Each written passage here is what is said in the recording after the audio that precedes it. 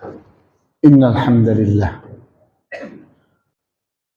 نحمده ونستعينه ونستغفره ونعوذ بالله من شرور أنفسنا ومن سيئات أعمالنا من يهده الله فلا مضل له ومن يضلل فلا هادي له وأشهد أن لا إله إلا الله وحده لا شريك له وأشهد أن محمدا عبده ورسوله لا نبي بعده نصلي ونسلم على رسولنا الأمين وعلى آله وأصحابه ومن تبعهم بإحسان إلى يوم الدين وبعد ولقد قال الله عز من قائل يا أيها الذين آمنوا اتقوا الله حق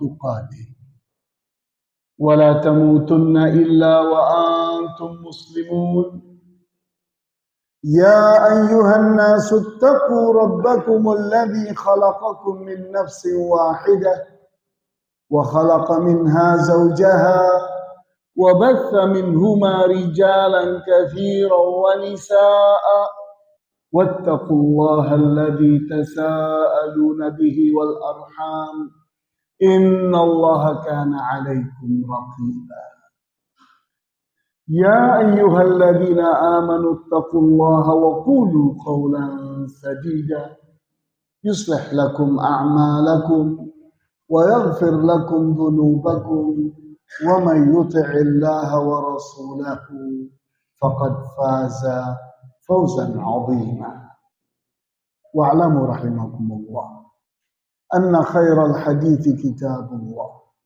وخير الهدي هدي محمد صلى الله عليه وسلم وشر الأمور محدثاتها وكل محدثة في الدين بدعة وكل بدعة ضلالة وكل ضلالة في النار. Para hadirin sidang Jumat yang dimuliakan oleh Allah Azza wa Jalla, berbicara tentang hal yang sangat penting di dalam Islam, yaitu akhlak, di mana Rasulullah SAW adalah Nabi yang sangat mulia, sangat agung akhlaknya. Sehingga Allah Subhanahu wa Ta'ala memuji beliau bahwa beliau itu ala khuluqin azim, ada di atas akhlak yang mulia, akhlak yang agung. Kemudian di saat kita berbicara tentang akhlak, maka kita pun sering tersandung-sandung berbicara tentang adab. Lantas kita bertanya, apa bedanya antara akhlak dengan adab? Maka jawabnya, bahwa akhlak itu ada di dalam jiwa, tidak terlihat. Sedangkan adab adalah refleksi, hasil, akibat dari akhlak yang ada di dalam jiwa. Orang yang akhlaknya mulia akan merefleksikan perbuatannya yang disebut dengan adab dengan tingkah laku yang mulia pula. Orang yang akhlaknya buruk di dalam jiwanya, maka dia akan merefleksikan keburukan perbuatan dan sikap serta tingkah laku. Akhlak itu seperti iman, tidak terlihat. Tidak ada orang melihat iman. Begitu pula akhlak. Tidak ada orang melihat akhlak. Siapa di antara kita yang pernah melihat keadilan? Tidak ada. Keadilan itu adanya di dalam jiwa. Sedangkan seorang hakim di saat dia berbuat adil, bersikap adil, itu bukan keadilan tapi perbuatan, sikap, perilaku adil. Di saat seseorang itu menyimpan sesuatu yang buruk, contohnya akhlak pendendam, maka akan kita lihat bukan sifat pendendamnya yang kita lihat, tapi perbuatan dia yang selalu membalas, selalu mengambil sikap buruk terhadap orang yang dianggap buruk oleh. Sehingga akhlak itu mirip dengan iman. Sedangkan adab itu mirip dengan Islam. Islam itu kita lihat dalam bentuk rukun-rukun Islam diantaranya. Berucap kalimat syahadat, salat, zakat, puasa, haji. Itu semua adalah perbuatan yang terlihat. Itulah Islam. Sedangkan iman ada di dalam jiwa. Kita tidak melihat iman. Karena ada di dalam jiwa manusia. Nah, oleh karena itu, berbicara tentang akhlak dan adab, itu adalah pembicaraan seperti iman dan Islam. Sulit dibedakan. Sulit dipisahkan.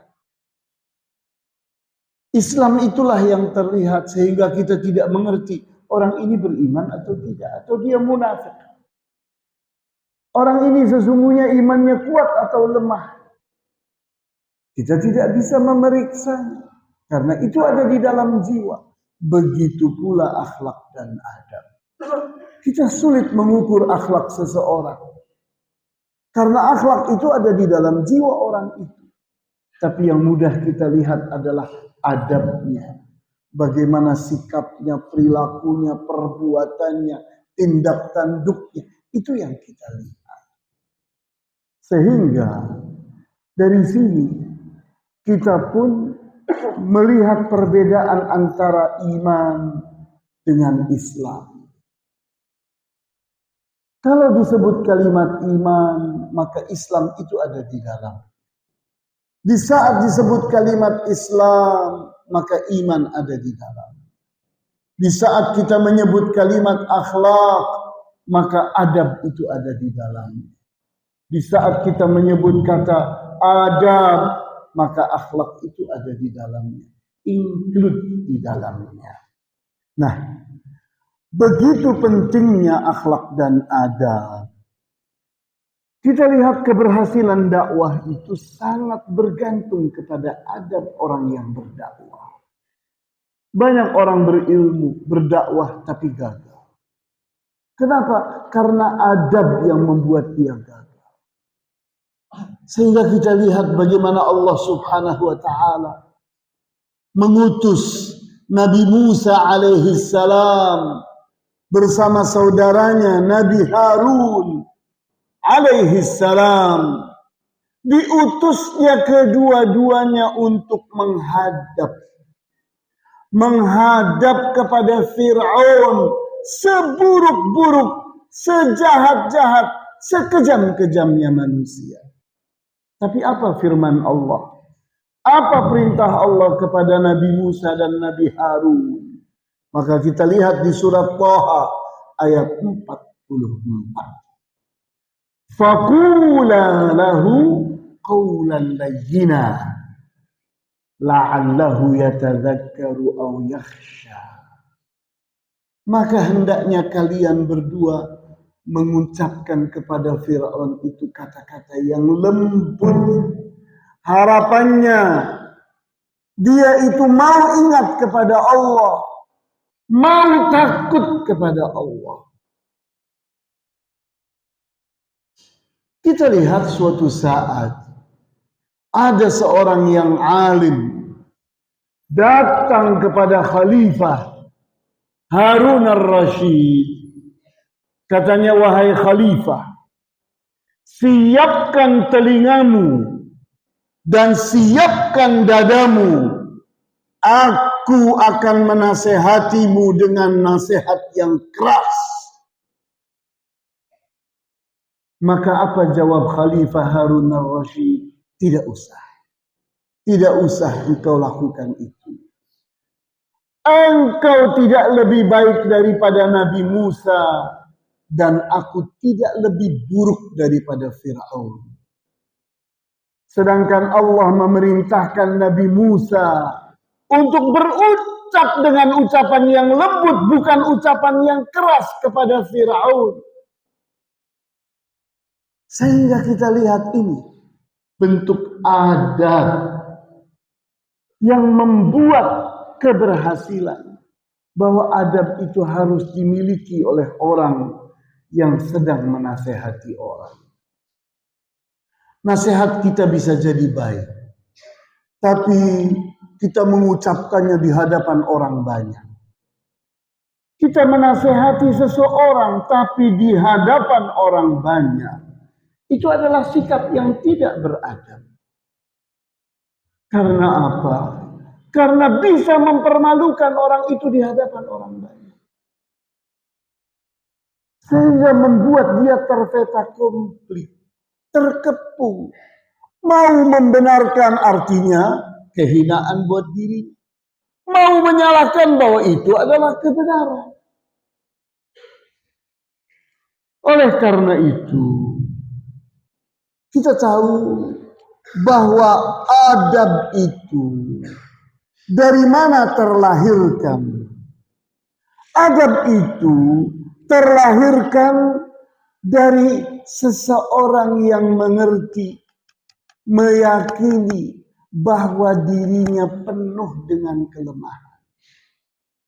Dirinya adalah manusia biasa, banyak salah dan lupa.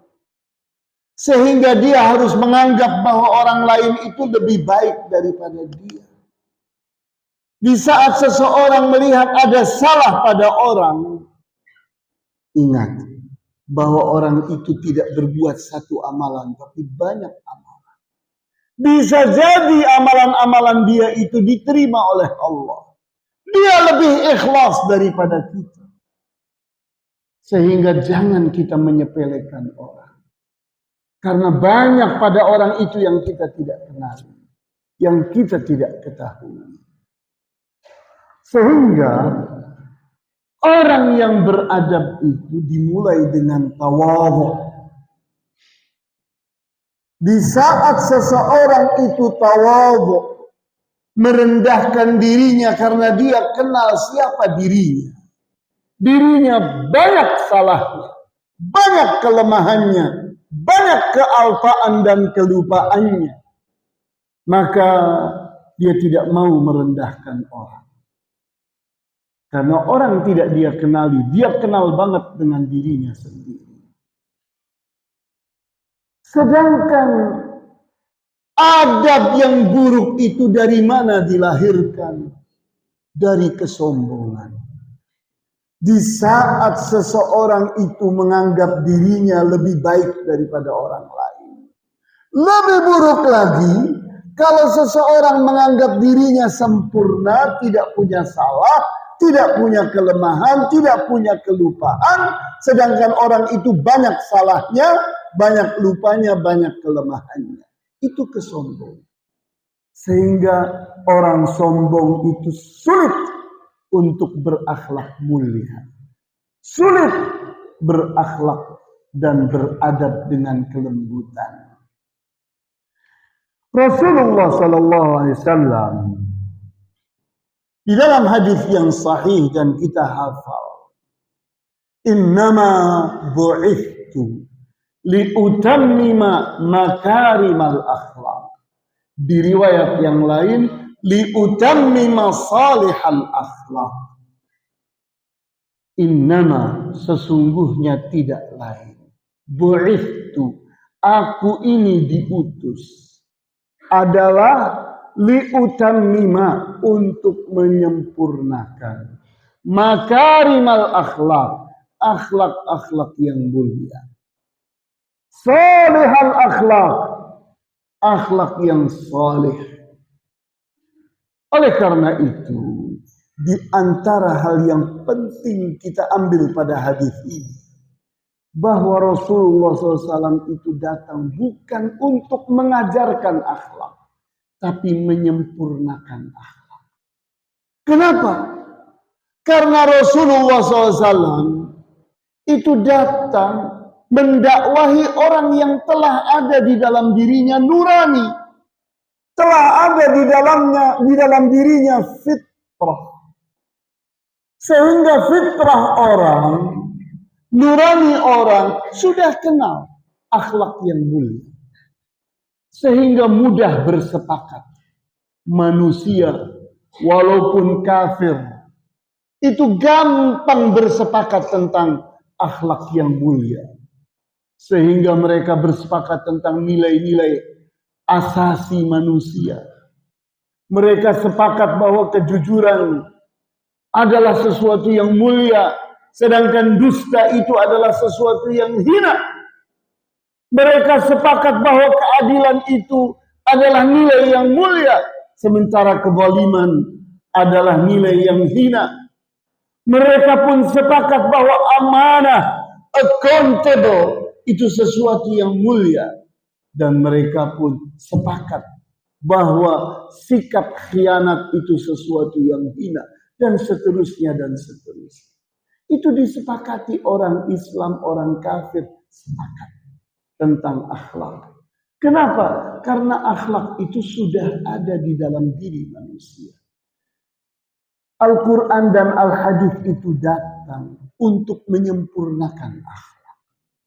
Untuk membuat akhlak yang baik, yang mulia, yang sudah ada di dalam jiwa itu menjadi tajam, menjadi kuat, menjadi hebat, menampilkan diri seseorang yang berakhlak hebat, mulia. Sehingga pada akhirnya kita pun mendengarkan ungkapan dari seorang sahabat yang kita kenal, Ali bin Abi Thalib radhiyallahu anhu. Beliau berkata, "A'lamun nasi billahi ashadduhum ta'ziman li ahli la ilaha illallah." Manusia yang paling mengerti tentang Allah, paling berilmu tentang Allah, adalah manusia yang paling memuliakan orang yang di dalam dirinya ada la ilaha illallah. Sehingga kewajiban setiap muslim adalah memuliakan muslim lainnya. Kenapa? Karena setiap muslim itu telah yakin, telah bersyahadat akan la ilaha illallah. Orang yang di dalam dirinya telah ada la ilaha illallah wajib dimuliakan. Tubu ilallahi wastaghfiruhu lidzunubikum. Yatubullah alaikum wa yaghfir lakum dzunubakum.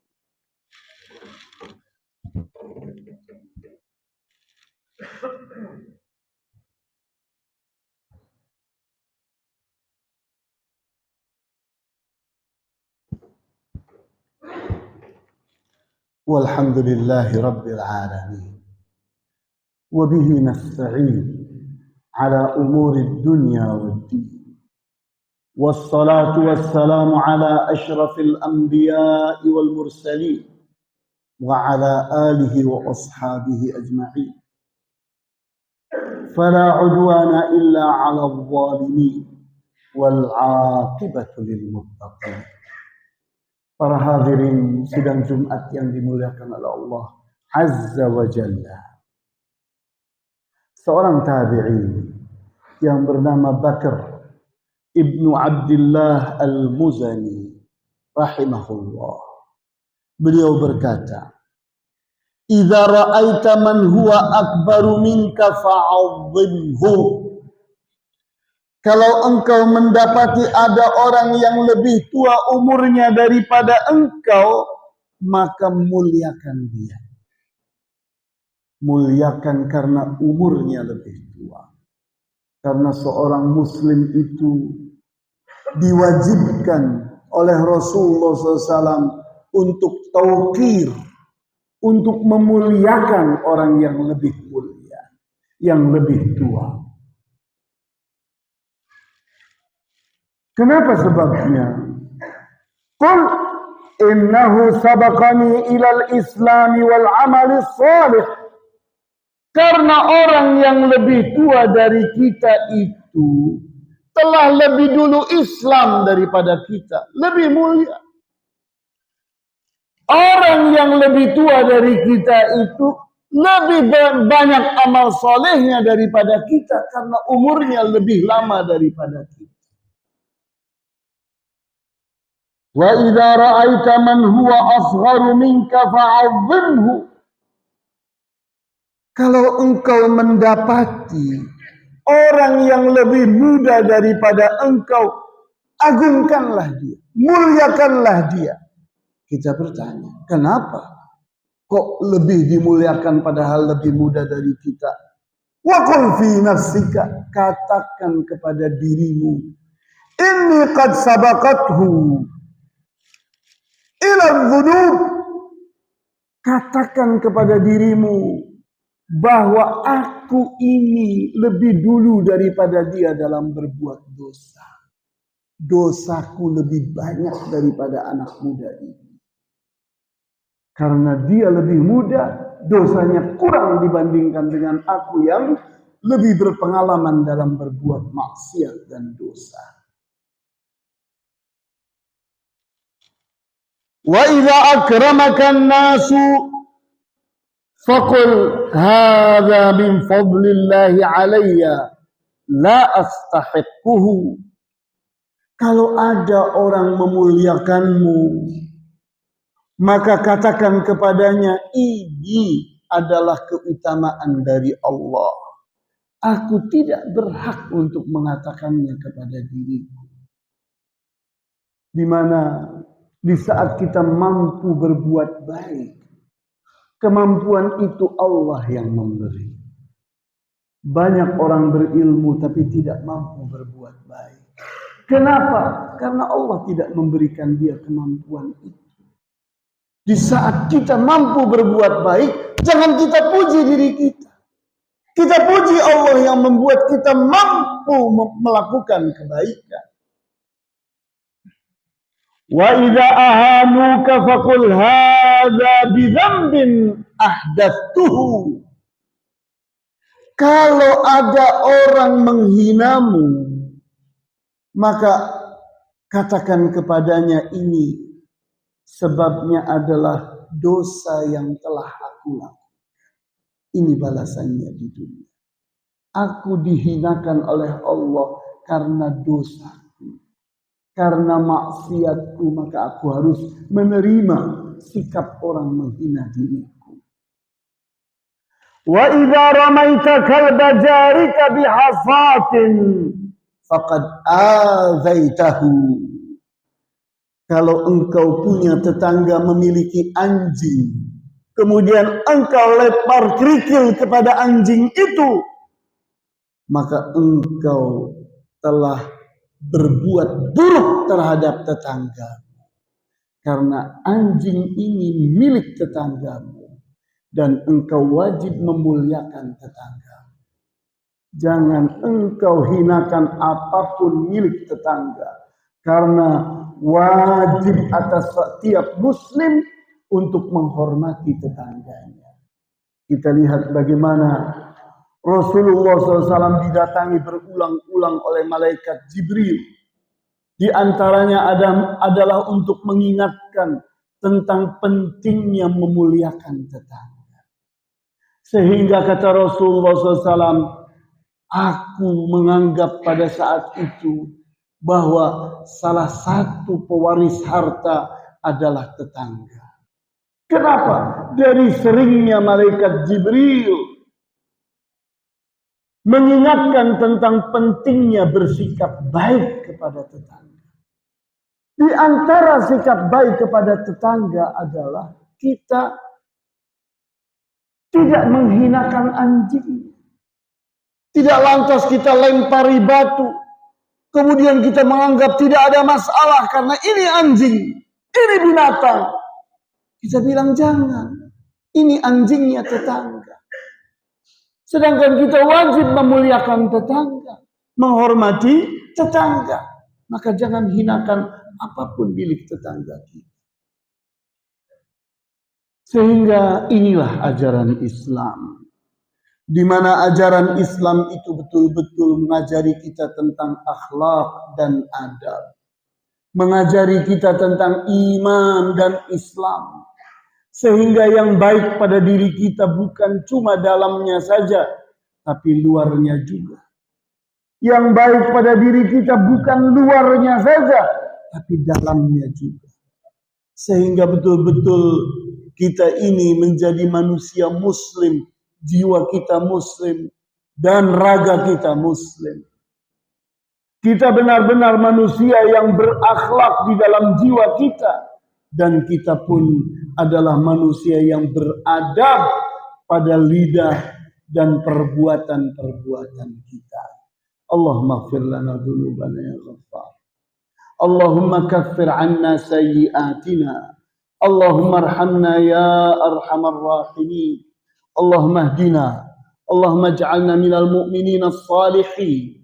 الصابرين الشاكرين المخلصين المحسنين يا أرحم الراحمين اللهم أرنا الحق حقا وارزقنا اتباعه وأرنا الباطل باطلا وارزقنا اجتنابه اللهم علمنا ما ينفعنا وانفعنا بما علمتنا اللهم علمنا رشدك يا خير الراشدين اللهم أعزنا بعزتك وقونا بقوتك وأغننا بفضلك واكفنا بحلالك عن حرامك يا أعز الأعزاء يا أقوى الأقوياء يا أغنى الأغنياء يا أرحم الراحمين اللهم ارزقنا حبك وحب من يحبك وحب كل عمل يقربنا إلى حبك يا ذا الجلال والإكرام